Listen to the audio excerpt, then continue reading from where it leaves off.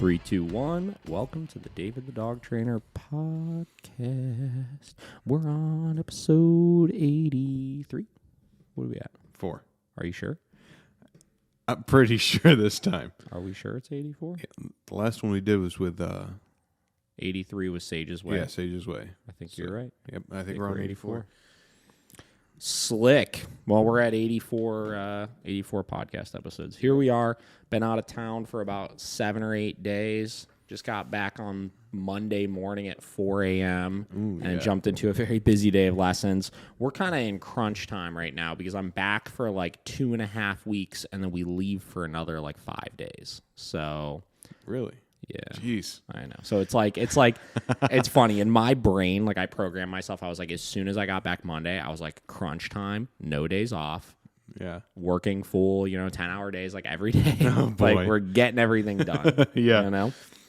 So it's been good. So far I've had a pretty strong comeback, if you will. You know what I mean? Good. Like, I feel like getting back on the horse wasn't too hard this time. Yeah.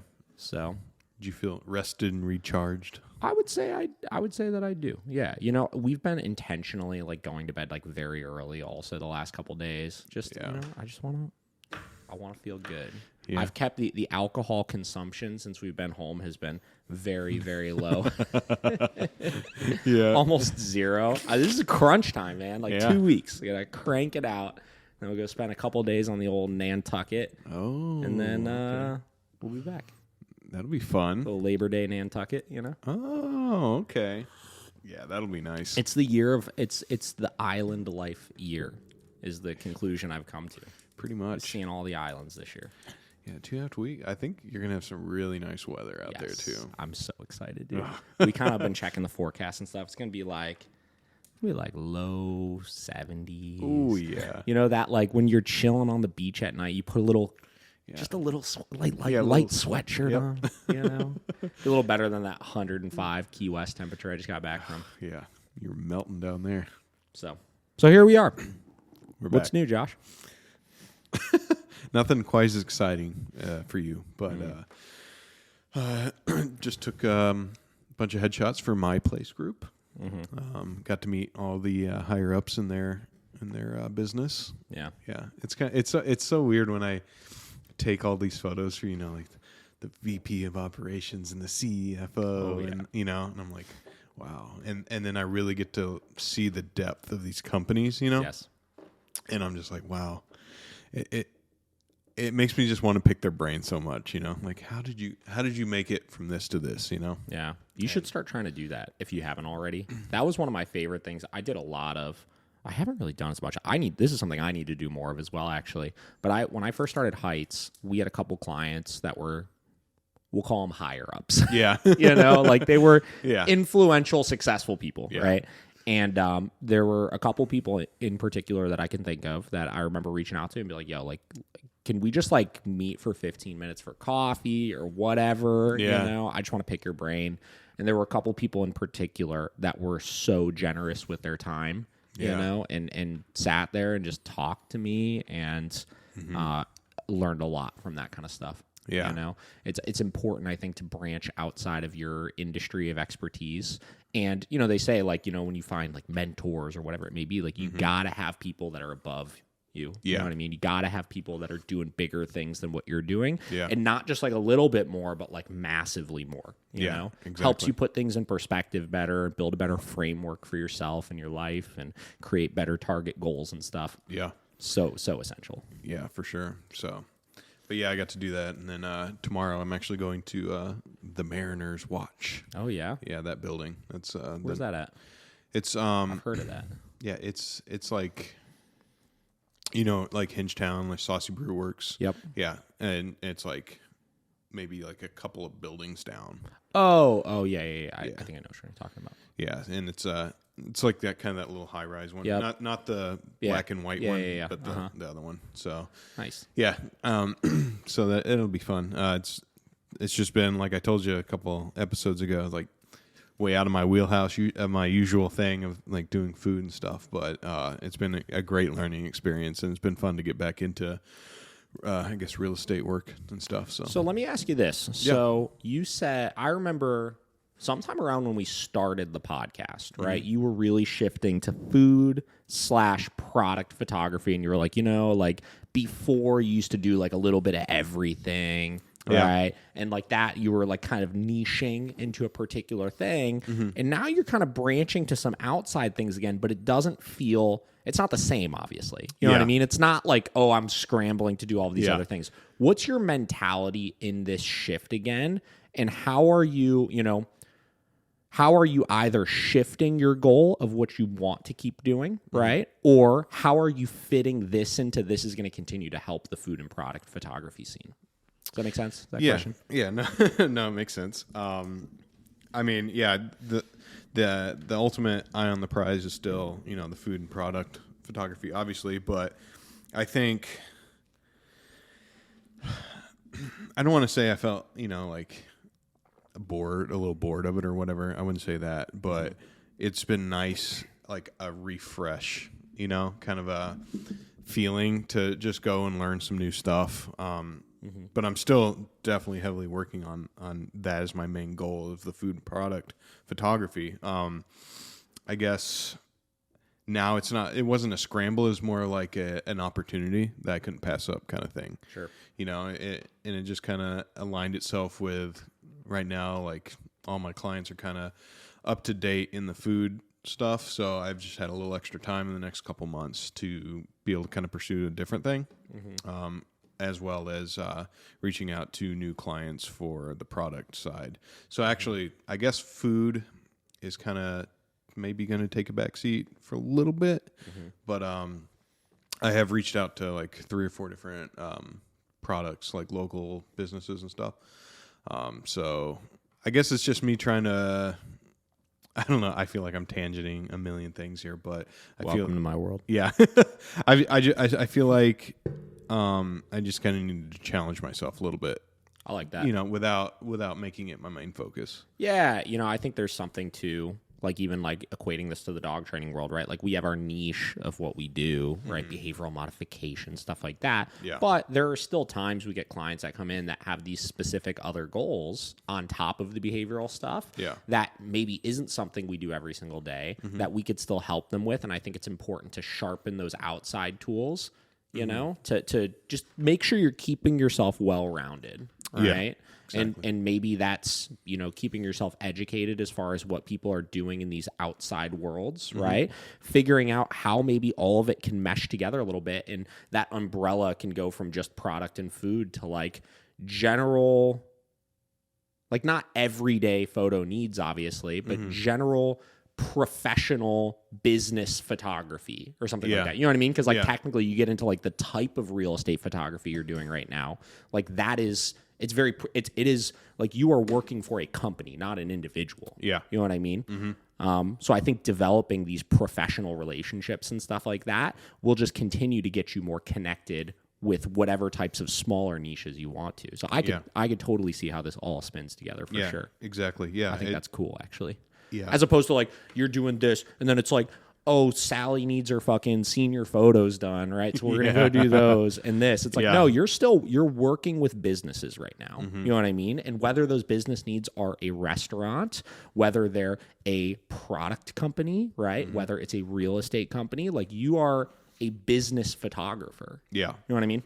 Yeah. And I think looking at it that way definitely makes a lot more sense. Yeah. I will say going from, especially from, intro and out, and then this My Place group, they're these very highly successful real estate and development companies, and it's been great. Yeah. Like you said, to talk with them and be able to kind of know the language that they look for, to really seal a deal with them. And then also like the real estate side of everything, like, when I go in for restaurants, I also am usually taking facility photos. So it's like, it's just honing that skill that I can offer people as well, So I don't know. That's me. That's me this last couple weeks. Dope. I like it. I also went to Delmonico's and Blue Point. So good. Oh, I love Blue Point so much. I've never been to Delmonico though. Oh, you need to go. Yeah. Oh my God. Hell Dude. yeah. The lobster bisque. That's all I'm going to say. Man, we had some crazy good like lobster soup stuff out there. Yeah, maybe you should wait a couple of months because you had it straight from the source of seafood heaven. We had good stuff.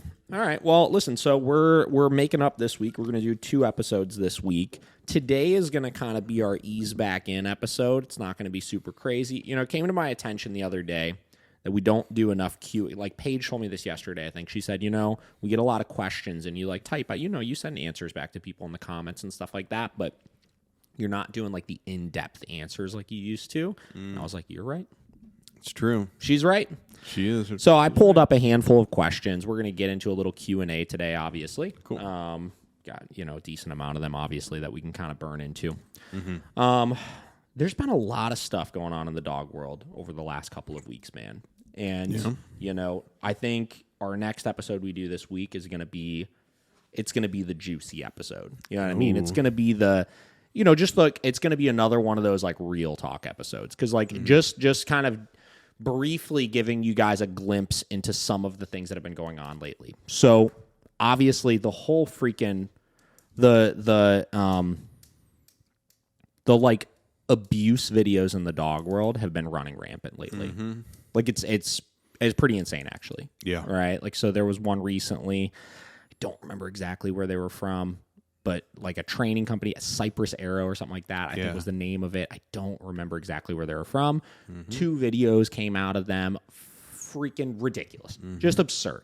Yep. Right. So actually this is like, the other crazy thing about it is this is the first time we're really seeing a lot of like accountability and prosecution like involved in them, right? Yeah. So like both of these people, I believe, have been arrested. I think they might be on bail or something right now, but whatever. Yeah. They got arrested. Charged, you know what I mean? Like they're getting charged for this, right? This is going to be a big deal for them, obviously, right? Just this morning, I'm on my phone scrolling, and I see some canine officer or something like that who's also a trainer in Connecticut, like the New Canaan area, just got arrested for same deal, some sort of like abuse situation. I didn't see any videos or anything, and even as like reading the articles, it was very unclear on exactly what happened. Yeah. But again, another situation, we got somebody now getting arrested over it, stuff going on. And, you know, on top of all of that, we then have the, you know, the dilemma of like, there's real shit like that going on, and it's just fueling the ammunition for people that are basically anti what we do and using punishment and using training tools and stuff like that. It's just fueling the ammunition for them to just come full speed at us. Oh yeah. You know what I mean? And it's borderline scary a little bit because, again, like I've only seen, as far as the prosecution is concerned, like legitimate cases where it's 100% warranted and those people 100% deserve everything that's coming for them. Yeah. But it's scary to think how that could shift to like perceived abuse, right? And, you know, kind of making an example out of people that maybe aren't in that position as well, right? And the potential that could come with that. You know what I mean? So I don't know what's going on with all that, but we're going to definitely get into that next time. You know, additionally, there was a freaking ridiculous video that's been going viral that one of my trainers sent me, and while I was out of town. And after she sent me it, I was seeing it get reposted by like every single dog trainer ever. And it was some trainer that like made this video of some dog that was like not even doing anything, and basically said like, if you've never been scared for your life around another dog, you have no excuse to ever talk about behavioral euthanasia and stuff like that. And it was just like, just a ridiculous post. Oh boy. Right? Because obviously that is such a loaded topic in the dog world as well. You know, when you get into like behavioral euthanasia and where it's appropriate, when it's appropriate, stuff like that. And that's something else we're going to get into talking about. And just a lot of stuff like that. I think, you know, again, we've talked about this a lot. The dog world is ever shifting. You know what I mean? And there's always these hot button topics coming up. And, you know, we're gonna do our best to dive into some of that kind of stuff. That's gonna be a spicy one. So I gotta get myself like recharged though and ready for it. Yeah. I mean, I gotta get the oil and the gears and stuff, and just get a little loosened up with the talking and stuff before we get too into that. So next time we'll do that. That'll be coming here soon for you guys. So like I said, today what we're gonna do is we're gonna be getting into just some general dog training Q&A and stuff. trying to answer some questions for all you guys. So I just briefly screenshotted a handful of different comments, questions, stuff like that we've been getting from people, and we're going to kind of burn into some of this kind of stuff. Cool. So let's see what we got here. All right, so this first one here I received Wednesday. This is from Jordan. Jordan asks, you've done a little bit on it, but maybe a longer video on how vet staff should handle dogs at a vet clinic, whether they're just too excitable and hard to handle because they are so bonkers or aggressive dogs, how to approach, how to put a muzzle for a dog that is trying to eat you, et cetera, et cetera, et cetera. I know my staff would love that. Try to explain things, but visuals get people further and don't always have the time, and she doesn't always have the time for the visuals, right? So basically, in a nutshell, vets. How can we improve on those things, right? Yeah. We've talked a lot about this before. This is a hard one, right? Because it's not totally on the vet, right? Like, obviously, there are some things that I think vets do that can make things worse, right? And I think there's some things that they could do when they encounter difficult dogs that can make it a little bit better. Yeah. But a lot of this falls on, additionally, the owner and them proactively training. You know what I mean? So looking at this, we'll look at this from both sides, right? We'll look at this from the side of the vet, and we'll look at this from the side of the owner, right? So first and foremost, the number one thing that I always say that vets need to do a better job of is they need to understand that their job is not to be best friends with the dog when they go in for the examination. Yeah. Right? That is like arguably the biggest one, because the number one place we see things go sideways is when the owner is sitting on the bench over there, the dog is already scared and just glued up next to them, and then some person they don't know comes in face first, hey buddy, how are you? Oh my God, you're so cute. And like reaching out to them, and suddenly, because that dog is backed up against a wall and they're terrified, and now you got this person doing this weird, crazy, submissive, weak thing to them. Suddenly, right? Not even necessarily trying to bite them, but like, hey, get the fuck away from me, right? And then the second that happens, the whole energy of the vet visit changes. Then the vet is like, whoa, we got an aggressive dog on our hands. We got to, do this and do that and muzzle them and sedate them and like do all this crazy stuff. Or then they try harder of like, here, take treats, do this, do that, right? When in actuality, the dog is not trying to attack them, right? The dog is just scared, and you're doing something that's basically poking their buttons. Yep. You know what I mean? 9 out of 10 times, right? The reason why it's funny, again, another tangent here, right? Yesterday, we're trying to film more of our like befores, right? So like we do literally dozens of lessons every week, and we see dozens of new dogs every week. And for a while, we were missing a lot of the first lessons and not filming them, right? And Ella, one of our media girls, told me yesterday, she was like, I film all these befores or these first lessons, but half the time they're just not that bad. And I was thinking about it. I was like, you know what? I was like, the reason why they're not that bad is because we understand how to work around a dog that's nervous in a way that's not going to provoke them to act out. It's true. You know what I mean? Like, that's a lot of it, right? Like, I'm sure any of these dogs, if we were to like set up some mock scenarios where it's gonna like put some pressure on them and stuff, they would all act all crazy, right? Yeah. And don't get me wrong, there's some that will act crazy regardless. Like we posted a before and after of a dog that I was doing its nails, and I wasn't even touching the dog. The dog's trying to attack me, right? But vets can adopt some of those principles, right? When we get a new dog that comes in for training, our training facility is to a dog that's never been there before, is very similar to a vet clinic. It smells like dogs, right? It smells like the cleaners and stuff they use at the vet. You have some random person you don't know approaching them that is going to handle them on that first session, that's going to touch them and poke them and prod them, et cetera, et cetera, et cetera. True. You know what I mean? But we understand how to mitigate that in a way where the dog is going to be cool, right? So first and foremost, when we come into the vet clinic, when a new client comes in, or when you take your dog to the vet clinic, if we could simply skip the step of being friends with the dog and just for the first couple minutes come in and just talk to the owner while completely ignoring the dog, right? That's one thing right off the rip that we should be doing. Don't come in and reach for the dog. Walk in, totally ignore the dog, and let the dog get used to just for a couple minutes you getting in the room, not paying any mind to them. That alone will go a long way, right? Yep. Second thing, right? And this is the same process we do, right? When you do need to interact with the dog, right? Don't go and approach and talk to the dog or anything like that. Have the owner hand you the leash and take the dog away from the owner, right? If you take them out of that fight or flight zone of them being trapped against that wall that is their owner, and you remove them from that, right? 9 out of 10 times, you're getting the dog into a slightly more submissive state of mind. And when you actually go to interact with them, because the owner's over there and in the dog's mind, they're like, I can get away and create space from this person and go back to the owner or something like that. They're no longer in fight or flight. Flight is an option, and they're less likely to aggress on you, right? And again, same process we do with every single dog that comes in for a board and train or for a one-on-one class is this. We talk to the owner for a couple minutes. We remove the dog from the owner. Then we go to collar them up. Collaring them up is the equivalent of any vet going in and poking and checking a paw and giving a vaccination or any of those types of things, right? It's the same intrusive kind of behaviors that we're doing, but because we've put in place those steps, it doesn't go bad, right?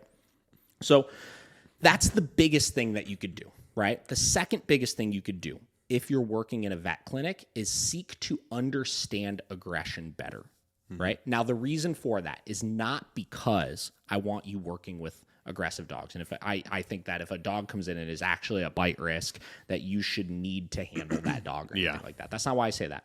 I say that because the better you can understand aggression and the better you can understand behavioral issues, when you're working with dogs that aren't that serious, you're going to understand the things you need to do to not put them in a position where they're going to bite, right?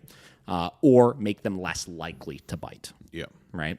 I wrote this like aggressive dog handbook for my staff a while ago, and we did an entire episode where we read it on here. Obviously, anybody that's listening to this, if you're interested in those types of things, literally search aggressive dog handbook, David the Dog Trainer podcast, and you'll find it. And additionally, if you want a paper copy of it, send me an email at david@miraclecaninetraining.com, and I will literally send it to you. I'm not trying to hide this stuff from anybody. Right? We put it all out there because I want you guys all to be safe. I want you guys to understand this. It's a very detailed guide that I wrote that details all of the reasons, in my opinion, why a dog would bite, right? And how you go about combating those things, right? Yeah. So if you could understand that, again, you'll understand how to interact with the dog better, where the dog feels safe and doesn't feel like they're going to act out aggressively. And you're going to understand how to sidestep and avoid problems and reduce conflict when you're working with the dog. So Boom. That's on the veterinarian side of things. Yep. Those are things that I think the vet can do. Now, I don't, like I said, I'm not putting all of this responsibility on the vet. Like, you have to do all these different things. But if you did those things, your job would be a lot easier. I'm just telling you, right? Secondly, getting back to the conversation of, understanding the aggression. I think the more you understand it, the less you'll be scared off by certain things. The amount of times I've had a dog growl at me or bark at me or kind of snap at me or something like that, like in that initial exchange, it doesn't happen all the time, but it's happened enough where at this point, because I understand those signs the dog is giving me, it doesn't scare me off right away. I was doing a lesson a couple weeks ago with this dog, and we were working a recall, and I was calling the dog away from the owner, and the dog started like baring its teeth and right, like he was mad, he didn't want to come, right, he was nervous, stuff like that. And the owner was like, "Oh my gosh, like that! If I saw," she worked in a shelter, she's like, "Oh my god, if I saw a dog doing that, I would be super nervous." I was like, "Yeah, but like because I've seen this behavior so many times, and I've seen the context of this behavior so many times, I understand he's just acting defensively. He's not seeking out aggression. And as long as I don't do anything to invade that space and push those buttons, he's not going to come over and just like attack me." Yeah. Right? Just that it isn't going to work that way. Right? But that's because I understand that. And I want vets and I want vet techs to understand those things better as well, so they could feel more confident in those scenarios. Yeah. Now, switching from the vet side of things to the owner side of things, right? What are things you could do to help improve, right? First one, just because she said it in this question, obviously. She asked, how does the vet go about muzzling a dog? It is not the vet's job to muzzle the dog, right? That is an owner issue. If you have a dog that is going to act out at the vet, you need to do your diligence of getting the dog used to wearing a muzzle. Yep. And the dog needs to be muzzled before you go to the vet. Because if you go to the vet, the dog is all freaked out and the dog's never wore a muzzle before, and then suddenly the vet's like, "Hey, we need to muzzle this dog," and they go slap on some poorly fitted muzzle that they had sitting in the back for the last 5 years, it's just going to make things worse.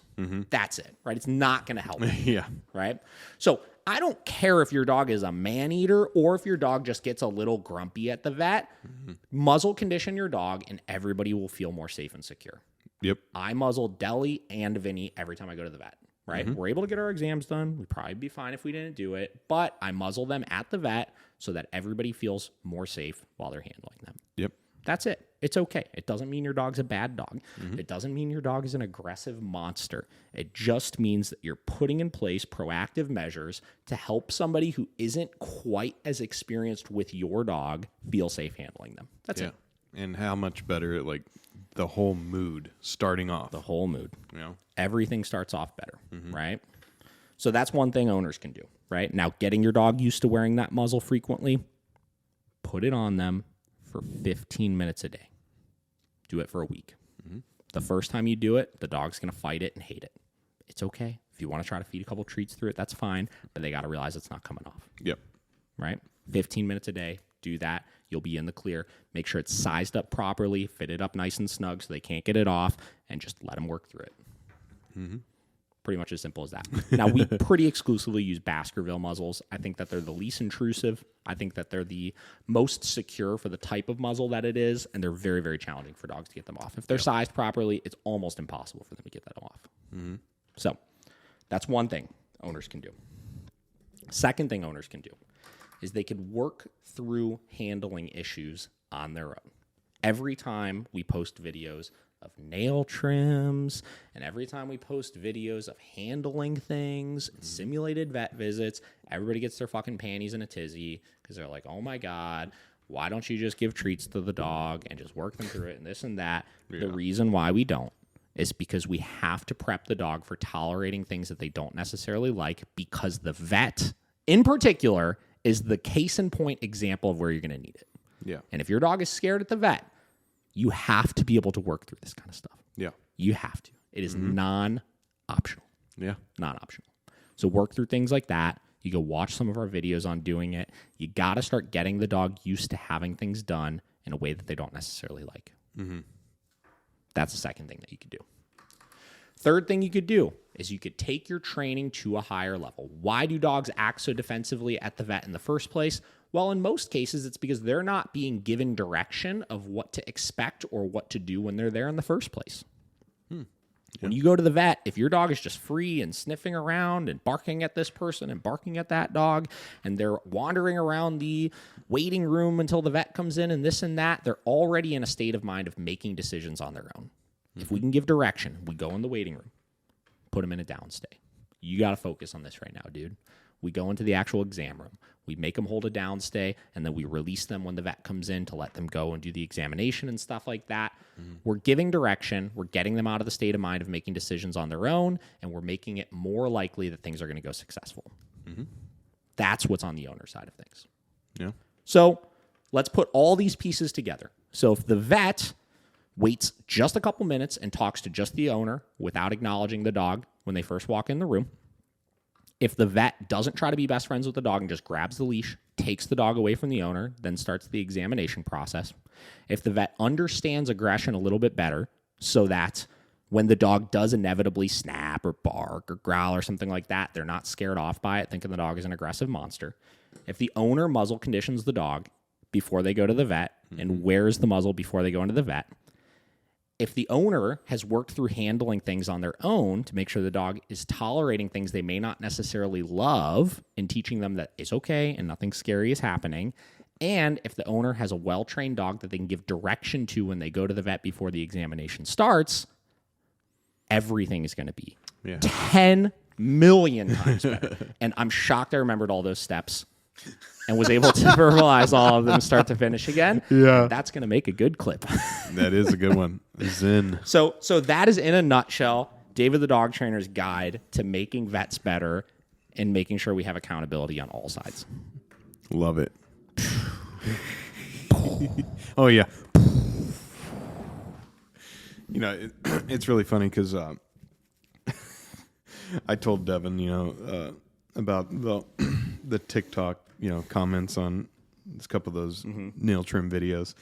And I sent her down the rabbit hole, and she was just making fun of everybody pretty much that was on that. But there was one we were looking at, this this lady, she was like, well, if you just did it with, with a bunch of treats, like I could get this done in like 3 weeks. And we were like, well, David just got it done in like 30 minutes. Yeah. But I just had to tell you that because I remembered that because, you were talking about the treats and stuff, but it's just so funny. Mm-hmm. All right, so next question. We're going to call this a question. This was like a passive-aggressive question on one of those nail trim videos that I want to spin away from being a passive-aggressive thing to like an actual real-life answer here. Okay. Right? So this person commented on the nail trim video we posted yesterday because that's like we're the nail people. The nail people, we're fucking nail people here. So this person asks, will the owner be able to cut her nails on their own? Will they be able to do it without the muzzle? And without the prongs. So, again, it was a passive-aggressive, snarky, whoa, you couldn't do this if the dog didn't have a muzzle on, blah, blah, blah. Yeah. The reason why I want to make this a real-life example here, because this is a similar question to a question that we get from people related to something else, which is, will the dog listen if we don't use the e-collar anymore? Or when can we fade out the training tools, right? When can we stop using treats? When can we stop using a prong collar, right? Et cetera, right? And it's a totally understandable question most of the time, right? It's a normal question. Like, when can I stop using these things, right? Am I going to be contingent on it for the rest of my life? And the biggest thing I tell everybody is you got to walk before you run, right? You can't get 17 steps ahead of the game. Right? First and foremost, anytime we start training with a dog, whether it's we're working handling things and like nail trim related stuff, whether it's we're doing just obedience training, whether we're doing off leash training, whether we're doing whatever, trick training, stuff like that, the progression to fading out training tools is slow and meticulous. Is that the right word? Meticulous. Meticulous? Did I use it correctly? I think you did. All right, cool. It's slow and that word. And that word. And the reason for that is because before we worry about the tools, we have to focus on the behavior, right? So let's say in this example, the target goal is I want to be able to do the dog's nails. Just do them, right? We have put in place a plan for how we can do the nails, how we could be safe while we're doing the nails, and how we could enforce the process of doing the nails, right? Whether that's we use a muzzle, whether that's we use treats to reward the process, whether that's we use a correction if the dog is acting out too much, whatever it may be, right? Whatever it may be. What we need to do is we need to use those tools until the dog is consistently performing the behavior or allowing us to do the nails or recalling when we need them to, or whatever it may be, until they're doing that 100% of the time perfectly with the tools on. Yep. Right? Once we've hit a point where we are 100% consistent with the tools on, we could tell the dog is doing it with a good state of mind. We could tell that they are no longer needing the consistent reinforcement, whether in the form of positive reinforcement, negative reinforcement, positive punishment, negative punishment, whatever it is that we're using to enforce things. From there, we could slowly start fading tools out, right? So let's look at individual tools here, right? A muzzle, right? I tell everybody when we're working with dogs that need a muzzle, if a dog is a bite risk, right? We should use the muzzle until it feels fucking stupid that we're even using it. Yeah. Right? Until we hit a point where it's like, God, like this is so dumb I'm even putting this on because this dog hasn't even shown an inkling of aggression in so long and this and that, right? And I would argue that every trainer, regardless of how you train, would agree with that, right? When we're working with dogs with a bite risk, whether you're doing it in a force-free approach or whatever, using the muzzle is the most important part, right? Now, a lot of dogs can progress to no longer needing it. I'm very sure that the owner and myself will be able to do this dog's nails without the muzzle, no problem. We do it all the time with board and trains where they start on muzzle and then we don't need it later. Very normal, right? But you get into, let's say, vet visits. Let's say grooming. You're taking the dog to a groomer. You're taking the dog to outside people that are going to need to handle the dog. I still choose to use a muzzle with my dogs. And you could argue all day long, does that mean they're not fixed? Does that mean that they're bad still, this, that? No, it just means I'm being responsible. That's it, right? So don't be in a rush to fade out the muzzle, right? Prong collar, right? Same concept, right? We could use a prong collar and we use it as a training tool to teach a behavior, whether it's, let's say, walking in a heel position, right? And let's say you hit a point where you put that prong collar on and you've consistently for 5 months gone for walks and not even needed to use the prong collar, and the dog walks beautifully with you and like everything is good and fine and dandy and stuff like that. At that point, could you choose to fade that training tool out? You absolutely could. Here's the problem though, right?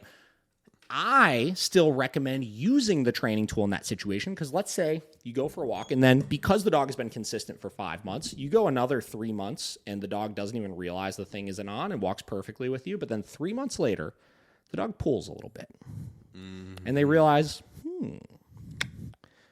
I got away with that. Yeah.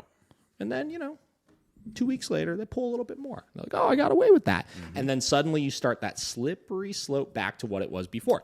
Yeah. I use the prong collar long-term, or whatever tool you're using. Personally, it's e-collars, not prong collars. I use it long-term, not because I need it, but because inevitably there will be a time I need to reinforce the behavior, and I want to make sure I'm in a position to reinforce it so the dog doesn't learn to blow me off. Yeah. Same concept with e-collar. You could have a freaking perfect recall off of the leash, but inevitably at some point in the dog's 14 years that they're going to be alive, right, or longer or shorter or whatever, right, there's going to be a time that they blow you off. And if they learn that they could blow you off with no reinforcement behind it, it will get stronger and it will start the slippery slope back. Now, all of the force-free community loves to throw that argument out there. If you didn't have the e-collar on, the dog wouldn't listen. If you didn't have the muzzle on, you couldn't do it, this, that, whatever. It goes both ways. Behavior is contingent on consistent reinforcement, meaning if you're taking a force-free approach, say you're only using treats and you train this dog perfectly, which is fine, right? Totally fine, right? But if you just take away the treats forever, if you take them away forever, the dog will not listen. How long are you going to go to work for if you stop getting a paycheck? Not very long. Not that long. Not that long. Nope. Right? So it go whatever tool it is that you use, right? If you take away the tool indefinitely, right, it won't work anymore. Yeah. The dog will not listen anymore. That's just the way it works. Yeah. It's literally just the way it works. Now, you can get into, there's reinforcement schedules and stuff like that. Basically, what a reinforcement schedule is, especially if you're using treats, is you kind of vary where and when you give rewards to keep them constantly guessing, maybe I'll get something. And that's what a lot of force-free trainers argue, is that if you're doing good enough variable reward schedules and random reward schedules and stuff like that, that eventually the dog won't ever really need a treat because they're constantly thinking they might get one next time. You tell me how that works for you. Yeah. Tell me how that works for you. It'll work in the short term. It will work in the short term because when we used to do Mondio Ring, for example, you couldn't use any tools while you're out on the field. And when you're training for like a Mondio 3, for example, which is the highest level of it, your dog may be working for 45, 50 minutes straight without any sort of reward, correction, anything like that, right? And that's how we train for that, is through random and variable reward cycles by essentially creating these cues for the dog that make them think they're about to get rewarded so they keep having that energy to go. But that's for 45 minutes. Yeah. Right? That's for 45 minutes, not for like 4 years. Yeah. So whatever. So that's kind of my answer to that question. Is to answer the question in the short term, yes, the owner was able to do the nails that day. Right? So they can, right? Will they be able to do it without the tools? Yeah, they will. But why would you want to fade them out? Yeah. There's no reason. No reason. So. All right, what else we got here? I'm going to have to talk to Steve, be like, hey, can you get us a little soundboard? I need a soundboard. All right, next question here. This was on a TikTok video that I made on barking. So I made this video. I got a couple questions from people that were good questions, right? And they were basically saying, do you think all barking is bad? It's a good question. You know what I mean? Like I would say I consistently talk about on videos and podcasts and stuff like that, like correcting barking, stopping barking, this, that. But do I think all of it is bad? No. I think it's contingent on the owner.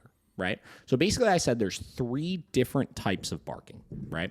So you have defensive barking, which would be basically any sort of like territorial barking to make something go away, protecting, stuff like that, right? You have demand barking, which is barking to get a rise out of somebody or something, right? So dog barks at you until you pet them. Dog barks at you until you let them outside. Dog barks at you until you give them a treat, right? And then you have nuisance barking. Nuisance barking, the way I describe it, right? And listen, I'm sure you could poke holes in this, whatever. Yeah. Nuisance barking, the way I describe it, is literally just barking to bark, right? I have seen dogs that literally don't want anything that just bark for the sake of barking. You know, like maybe we could argue like they always do want something, which is why they do it, right? But like I genuinely think some dogs just bark just to bark. Yeah. Right? Just to be loud. So you get into the defensive barking. That I think is inappropriate all the time. I don't see any reason why a dog ever needs to bark defensively at something to make something go away, right? I think that is always our job. I think it's an unhealthy state of mind for a dog to be in, and it's something I want to discourage all the time. Yeah. Demand barking, I think initially can be not good for owners because the dog is essentially giving you commands. If you really look at it, right? It's like me saying, dog, sit. Instead, the dog is saying, hey, you, give me a treat, right? Yeah. And the more and more the dog realizes they could dictate and control your behavior, I think early in the training process can be counterintuitive. I think long term, if your dog barks at you to go outside or something like that, it's obviously not the end of the world. No. It's fine. You know what I mean? Yeah. If your dog barks because they want to go for a walk or something like that, if you have good control for your dog, I don't think it's the end of the world. Whatever, you know. Yeah. So that one, I think initially it's a good idea to kind of nix some of, but long term, I think that one is totally up to you and how much of it you want to tolerate, right? The barking to bark, the nuisance barking, again, that's another one that is 100% dictated on the owner. I've met people that don't care about barking. They're just like, my dog barks a lot. I don't really care. And I've met other people that are just like, my dog needs to literally shut the fuck up because I am going to go absolutely crazy because all they do is bark, right? So that one's totally up to you. So whatever, that's my brief. These are the barking, right? The types of barking that there is, right? So this person asked, how do you stop barking while the dog is walking? And they describe that as nuisance barking. I don't know if I would necessarily classify it as nuisance barking. I would assume that this means the dog is barking on the walk at dogs, right? Which is like a frustrated defensive response typically. Yeah. So it's something I would correct for, obviously. How do we stop it? We be in a position to tell the dog not to do it. Really straightforward. We talk about dog reactivity all the time. Dog reactivity, I think, is a little deeper. You want to give the dog something to focus on the walk, right? Typically like a heel position or something like that. You want to have a means of enforcing that heel position, right? From there, obviously, because the reactivity is coming from this frustrated, aroused response of pulling into the leash constantly, we start getting the dog used to walking in that heel position around the trigger and understand that the arousal level still might be kind of high, and that's okay. They're kind of working through some of that stress and realizing I'm not constantly tugging into the leash and the frustration is coming down. And you see the arousal come down and stuff like that. From there, any remainder signs of it, you could then correct for, right? Yeah. And use some sort of tool that's going to suppress your dog's arousal a little bit. And then additionally, obviously use some sort of reward when the dog is doing it correct. Keep that attention shifted on you. Good example with that. I have this dog, Bear, that I'm working with right now. He's like a border collie mix of some sorts. Crazy high energy dog, man, right? Bear is super, super reactive, right? And we started off by just focusing on physical positioning, right? Downstays, heel position, stuff like that. He hit a point where he'll do them perfectly. He holds his downstay perfectly around other dogs. He holds his heel position perfectly around other dogs. And that's reduced the arousal, like let's say like 65%. Right? Nice. But he still gets really jacked up when he sees them. He'll hold it literally perfectly and like in a relaxed, like hip swung to the side position, but he's just so aroused. He's like, right? He just started making noise and he's obnoxious and whatever, right? So we started now incorporating shifting the attention. So we focused on the physical positioning first, right? We got him 65% of the way. Now we're focusing on shifting that attention away from it. We just took a high value reward, right? We were using like blocks of cheese yesterday when we worked him at the park, and we were shifting that attention away from the dog, right? Yeah. So he would look, he'd get all aroused, he'd check in with me, yes, reward, right? We did that a bunch of times. We got that attention even more shifted us, right? So now he's like 75% of the way, and then our next session, we'll keep working at it and closing the gap and stuff like that. So that's kind of the progression of how I start to do that. Nice. Really straightforward. All right. Let's see what we got here. Oof, we're already 45 minutes in. Yeah. Shoot. We'll get a couple more of these. See, these are the long answers. This is what Paige was saying. She's like, you don't do the in-depth answers anymore. That's my Paige talk. Yeah. You got to do the in-depth answers. I'm doing it. Paige, if you're listening, I'm sorry. I'm doing this for you, Paige. There you go. It's all for you. This whole podcast. This is the Paige episode. All right. Next question. This was on Instagram on the same barking video, but an Instagram comment this time. So this person asks, or I should say says, I don't even know if it's a question. My dog literally doesn't stop in the car, literally at nothing half of the time or what he thinks is something, but definitely each and every single person, even people who don't even realize he's there. Drives me insane. I don't know how to stop it. This is the prime example of what I was talking about with the nuisance barking. And some of the people that are just like, my dog needs to literally shut the fuck up. Yeah. Right? Trust me, I get it. Yeah. I own a noisy dog myself. I understand the frustration of before I started getting a handle on it. It was just like, oh my God, I'm going to like rip my hair out of my head. Just stop barking. So here's the thing, right? Let's talk about why I see a lot of dogs bark in the crate, or not in the crate, sorry, in the car, and some of the things I do in order to combat that. I feel it. I'm loosening up a little bit. I'm feeling it. All right. So here's the thing. I've talked about this before. The car is a very common place we see dogs go absolutely freaking bananas in, right? And it seems like it's for no reason. It's like, why are you so crazy in the car? And if you look at it, it is one of the only places in our day-to-day with our dog that there is just no rules. Right? We go in the car and the dog does whatever the hell they want to do, and they see so much stimulation, right? And there's no rules and structure, and they just get themselves really jacked up, right? Yeah. You also tack on the fact that everything they see outside of the car, it's like a 365-degree view of being trapped behind a barrier while you see things you want to get to. Dogs, people, strollers, bikes, cars, whatever, right? It's true. So because of that, we see a ton of anxiety in the car. Because of that, we see a ton of reactivity in the car. Because of that, we see these dogs just get into this. I mean, how many times do you see dogs literally leaping from like front seat to back seat to like in the driver's freaking lap? And it's just crazy dangerous. You know what I mean? Like, and it's one of those things that I see it get really out of control really quick for some dogs, right? So, and sometimes it results in the excessive barking. So how do we combat this? First and foremost, understand this. The car is for transportation, not for entertainment, right? So many people get in their head, my dog loves car rides. They get in the car and they stick their head out the window and they just have so much fun and this and that. The people need to realize how dangerous that is, right? I do not let my dog stick their head out the window. I never have. I never will. It's so dangerous. The amount of times that I've seen dogs, I had a client come into the facility one time crying because their dog jumped out of their car right before they got to the facility. But it's just like the reality of stuff like this happening, right? Like dogs jump out of the car and break their legs or get hit by a car. You know what I mean? Like forget if you have to slam on your brakes while half your dog's body is hanging out the window and, like it's like that. It's so dangerous. Then you get in, God, this one drives me bananas is when I see people that have their dog in their car, in their lap while they're driving. Like, bro, like how are you not getting ticketed for that first? I mean, the cops ticket you for for checking your GPS on your cell phone, but they're not going to ticket you for having a fucking 50-pound dog in your lap. Yeah. Like I do not understand it. No part of my brain can wrap around that idea. No way. Right? So first and foremost, understand cars for transportation, not for entertainment purposes, right? Meaning get your dog in one spot in the car, and the rule is sit down and shut up until we get there. That's it. That is the way it's got to be, right?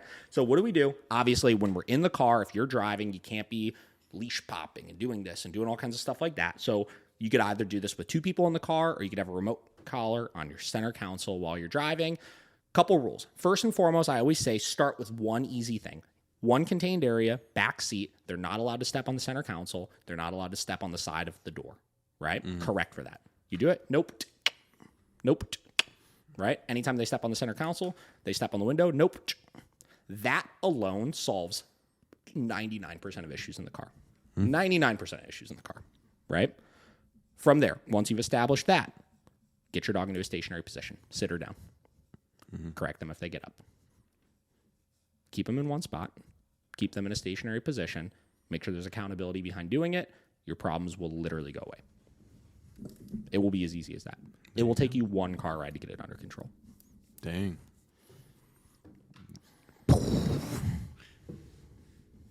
Easy peasy. That's it. What else we got here? Oh. All right. We got like 2 more maybe. Okay.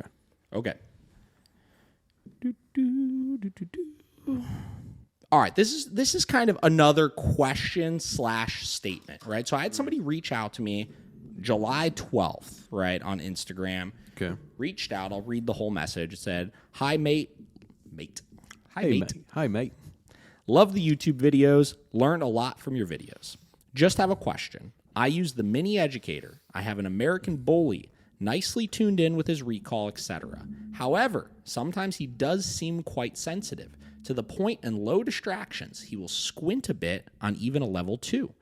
I never really have to ever go higher than 10 in high distractions because I did spend a lot of time conditioning the collar properly. Do you think a winged comfort pad will help resolve this and make it more comfortable for him?" Ooh, good question. Okay, let me pull up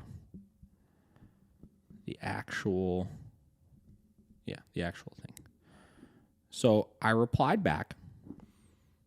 I said, "So if you get a standard comfort pad, that will reduce the sensation a bit. But usually if I have a dog that is fairly sensitive, that's a good thing because it means they will try to avoid it more, especially given that under 15 is incredibly low and not painful. I wouldn't want to decrease the sensation more from there," right? So meaning behind that, a lot of people talk about sensitivity with dogs. My dog's really sensitive, right? Mm-hmm. If your dog is really sensitive, that means you won't need to correct them very often. And the couple corrections that you give, because they're so sensitive, they're going to remember and be like, wow, I'm going to avoid that. Yeah. Maybe if my dog jumps on people and they're sensitive and I correct them at a 15 and they're like, whoa, that was a lot, right?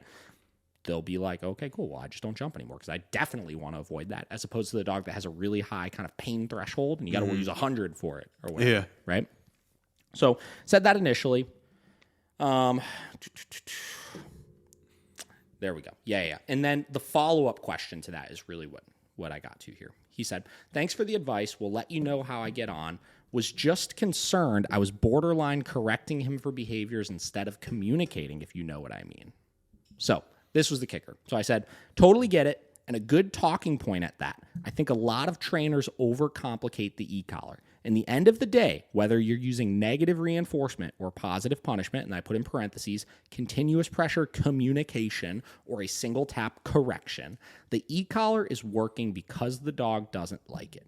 A lot of people want to be the nice e-collar trainer and word it in a way that makes it seem like that isn't the case, but it's just the way it is. I wouldn't worry too much about feeling like you're correcting. If he cares about that sensation, that just means he'll avoid it faster the next time so that you don't need to use it at all." So he replied back then yesterday. This was a month, actually just over a month later, like a month and a week. And he said, "Hi, mate." He said, "I took your advice on board about my dog being sensitive, and I understand what you mean by wanting to shut the sensation off faster. I now have a dog that responds instantly when called. Such a pleasure to walk him, can go anywhere without any worries. To be honest, I barely ever have to call him back because he's always checking in where I am and what I'm doing. I've even taught my girlfriend how to use the e-collar, and he is also so focused on her." I said, that rules, right? Dang. That does rule. And this is getting back to some other podcast episodes we've done about some people like really sugarcoating the e-collar a little bit. This is the issue. You know what I mean? If you sugarcoat the e-collar too much and you make it seem like anything other than it's working because the dog doesn't like it and wants to avoid it, or it's uncomfortable or whatever it may be, you fall into the trap of people just constantly trying to use the e-collar so low that they're never actually getting anywhere with the dog. Yeah. Right? They're focused too much on, we talk about the perception level versus the motivation level. Yeah. Just because your dog feels the e-collar doesn't mean they actually care about it. And if you're using it at a perception level where they're feeling it but don't actually care about it, they're never going to learn from it. It's true. What incentive do they have to try to avoid the sensation if they don't care about it? You know what I mean? Like, we've used the example before. You could do this to me all day long, and I'm sure it would get annoying at some point. Yeah. But I really, it doesn't bother. It's fine. I have no incentive to move right now, right? At least not in a timely fashion. Maybe in an hour, I'll be like, okay, fine. I guess I'll go over there, right? If you started whacking me, like, ow, that kind of hurts. Like, I want to stop quicker, right? That's the way the e-collar works, right? The e-collar works at a sensation that the dog doesn't like and wants to avoid, no matter what way you're training with it. So, thought that was interesting. He had a follow-up question to it. He asked, do you only ever use stimulation? I noticed some people like to use the vibration for recall, so they don't have to shout their dog back. Could just vibrate them as a command instead. This could be easily taught, or do you think I'm better off shouting come like I'm already doing? So I talk to people all the time about the vibration setting absolutely has a time and a place. Now, I don't use it as a warning, right? I use the stimulation to enforce everything, and I just vary the intensity of that based on the situation. But vibration or tone on the e-collar can be used typically one of two ways, right? So vibration or tone can be used as your come command, right? So you could teach it to mean come. I tap vibrate button, dog knows that sensation means come back to me. From there, you could enforce it with the stimulation, right? Tone could be the same way. I hit the tone, they hear that tone, they're like, oh, I need to go back to dad, right? So you train it just like you would train a come command. So let's say you're training a come command. You said come, and then lured the dog to you, come, then lured the dog to you. You do the same thing. Vibrate, lure the dog to you. Vibrate, lure the dog to you, right? Very, very straightforward process. The second way I've seen trainers use it before is they use it as their negative marker, right? So how I would say no to a dog, they would tap vibrate or tap tone, right? And all that does is it helps pinpoint the behavior the dog's about to get corrected for, right? Allows you to have better timing with things. So that is an additional way you could use it. You use it as a marker, right? So whether a negative marker or some people use it as a positive marker, right? Vibrate, food, vibrate, food, vibrate, food. That way you have from your hand, instead of having a clicker and an e-collar, you have your clicker and your e-collar in your hand, right? So those are a couple of different ways that you could utilize that. That's cool. All right, let's see. We might have one more here. Like to hear that that awesome progression though for him. You know, Hell yeah. Oh yeah. I mean, it's super cool. It's so cool. All right, last question here. So, a person messaged me yesterday, said, okay, so another question. My puppy has been in daycare since he was 4 months old. He's been going to the same one weekly. Today, a golden retriever apparently got reactive with him, and he got reactive back. They had to separate them for a while, but then later let them out around each other, and they were fine. He also continued to play with other dogs. He has a very tiny red mark under his eye. I am always scared of something changing his temperament. Is this something I should be concerned about? Okay, so I'm going to answer this not knowing the context of the daycare or knowing what happened. And this is the issue with daycare, right? And again, not that I have an issue with daycare, right? It's one of those things where, again, your call, right? I tell everybody the risks and rewards of using those things. But this is why I don't like them. It's because you don't always know what's going on, right? So, first off, from one incident like that, especially if they were able to get the dogs back together with each other, it probably is not something to be overly concerned about. Now, what would I be concerned about? One, I would be concerned about, depending on the age of the dog, it's very common that we'll see dogs as they get older and as they go through maturity, their social needs will change. That doesn't mean that they get more aggressive, but as a dog matures, maybe they can't tolerate as much from the other dogs as they could when they were a puppy. Yeah. Right? Maybe if you were taking them to a daycare where there's 35, 40 dogs all out together and they were able to tolerate that before, that becomes too overwhelming for them as they've matured because they can't have places they can escape to. Yeah. Right? Additionally, maybe it really wasn't that big of a deal of what happened, but because the daycare was ran by people that don't know that much about canine behavior, they immediately went to, oh my God, this is a dog fight. I got to separate them. Right? So I would start to seriously look at if you notice this become a progression of, okay, he's repeatedly now having issues at this daycare. He doesn't seem as excited to go there like he used to, right? He is consistently coming back with scrapes and bumps and bruises on him, which let's talk about that for a second. If you're taking your dog to daycare and you take them semi-regularly, your dog is going to get scrapes and bruises. Yeah. Whether it's just from playing and getting scratched and stuff like that, you know, whether it's they get into an altercation here or there, which is frankly normal for dogs that go to daycare on like a weekly or more than once a week basis. That's normal, right? But I would seriously look at that, and I would make sure that the people that are supervising the dog understand the behaviors they're seeing. So I would have asked a lot of questions about what happened. I would have really wanted to get the full context of this is the exact scenario that came about, right? And I would make sure that they have a plan for how are we going to make sure this doesn't happen again. Yeah. Right? How are we going to make sure we set the dog up for success next time to make sure that this could be a little bit more smooth of a progression for them? Yeah. So short answer, probably wouldn't worry about it too much after one incident. Second answer, I would be very proactive about looking for what the solution is for it. Third answer, I would reassess maybe if you're doing too much daycare with the dog or if the daycare is a little too chaotic for your dog. Yep. And that's how I would get into that one. So that's it. Boom. That's our last question. It was good. I thought this was good. A nice little refresher back with some Q&A. Like I said, next one, we'll get into some real-life dog training stuff, and we'll kind of go from there with things. Perfect. Josh, you got anything else to end on? Not really. I like the Q&As, man. Yeah. I agree with Paige. I think the long-form questions really help people out. I agree. I want to do more of them. Keep sending your questions our way. I mean, if you noticed some of those questions I got, say, hey, I have another question for you. Because literally, we have some people that just ask me all sorts of questions, and I'll keep answering them.